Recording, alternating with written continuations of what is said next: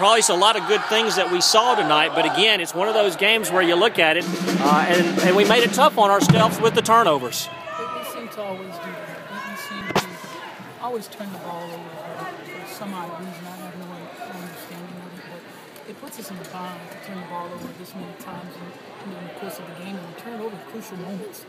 And it plays a huge part in how we become, as a team down the stretch, where we're smart enough to get to value the possession and get an opportunity to score. It's very important. We asked for a balanced attack tonight, and Keela was scoring for us, and we need everybody else to step up and score. Our post needed to touch the ball more, but it's all about working to be able to touch the ball. And if you're not down there working, you're not going to get it. And we're not touching the ball more. We didn't touch it enough in this game, I don't think, because it was all about working. But the one thing that they did do was they defended. They rebounded the basketball, so that's a positive. But we wanted complete players tonight, and that's on the offensive end and the defensive end, and we didn't get all of that.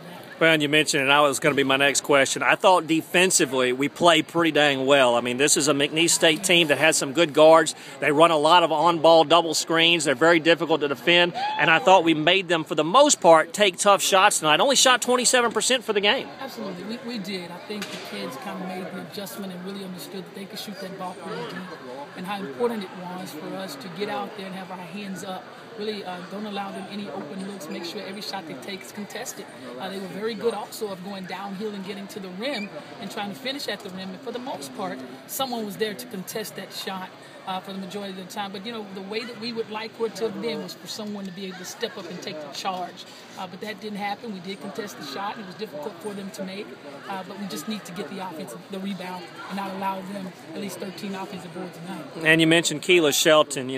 We've expected so much of her, and it's probably a little unfair to expect it this quickly, having sat out for about 18 months. But tonight, she really came through, 23 points for you and 6 rebounds, and she hit some big shots for you. And she just took them. She took them with a great deal of confidence. She got herself in a nice groove, and the kids found her. They found her and got her wide open, but when you're running the floor and getting easy basket, it makes the game a little bit easier for you. And with her athleticism, when she gets to the rim, she can leap over just about anybody and maneuver her body and able to get a shot off. You mentioned confidence. I thought there were a number of players out there that it looked timid at times offensively. Whitney Frazier, I thought a couple of times had looks, didn't take them. Lulu Perry just kind of hasn't been herself recently. And I'm sure a lot of that has to do with the last couple of basketball games. And from a coaching standpoint, it's just a matter of continuing to have confidence in them and encouraging them, isn't it? That's all it is. You have to, and you have to show them themselves, show the video, show them where they can have a better shot or keep the ball moving until it comes back to you. The same shot you wanted then to come right back to you. And also being a little bit more aggressive to the rim. Because if she gets to that rim and gets to the free throw line and get a groove, she'll start to feel better about her outside shot. We don't want her just to settle, because there's more to this young lady than just shooting three-pointers. She can do a lot more than what you can ever imagine.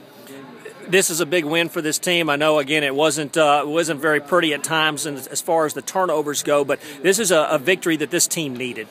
Well, we needed it badly. It's a lot of growing up that we have to do, understanding sets, understanding what works, what doesn't work, and what we must do defensively. But this is a big win for us because our kids found a way. They found a way to battle back. We had so many empty possessions going down on the offensive end, then having to go back and stop such a good team as McNeese State, and how polished they are offensively. The Baggett twins and the little sister, they're very good. They're very good at going downhill, and once you leave them open, they're very confident in taking that shot. But our kids found a way to stiffen up defensively and get a stop and then go down and execute for ourselves. You don't have a whole lot of time to enjoy this. Less than 48 hours. We'll be taking on Oral Roberts here, and this is an Oral Roberts team we played last year. They've got one of the nation's top scorers in Kiwi Looper. What do you remember about them from last year? It's an amazing basketball team. When they get it going, it's very contagious. It trickles down from one player to the next, and it's amazing how well they can score and how fast they can score. They get the ball up and down that floor, and they can do basically anything they like, especially Looper. Looper is an amazing basketball player and a joy to watch play. But we have to take on that challenge of trying to keep the ball out of her hands and not allowing her to conduct the show.